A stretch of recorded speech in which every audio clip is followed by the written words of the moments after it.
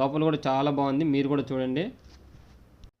మనం ఇక ఈ ఇస్కాన్ టెంపుల్ గురించి మాట్లాడుకుంటే, ఈ టెంపుల్ని international society for Krishna consciousness వ్యవస్థాపకుడైన ఆచార్య అండ్ భక్తి వేదాంత స్వామి ప్రభుపాద ఇద్దరు కలిసి మందిరాన్ని 1975 ఏప్రిల్ 20న స్థాపించారు. ఈ ఇస్కాన్ టెంపుల్ని శ్రీకృష్ణ బలరాములకి అంకితం చేస్తారు. వారిని ఇక్కడ మెయిన్గా కొలుస్తారు. ఇప్పుడు మనకి ఇక్కడ ఈ టెంపుల్లో 3 పీఠాలు ఉంటాయి.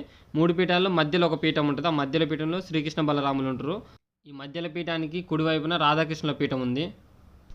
ఎడంవైపు పీఠం చూసుకుంటే ఈ ఇస్కాన్ టెంపుల్ వ్యవస్థాపకుడైన భక్తి వేదాంత స్వామి ప్రభుపాద మరియు అతని గురువు భక్తి సిద్ధాంత సరస్వతి గారు ఉన్నారు.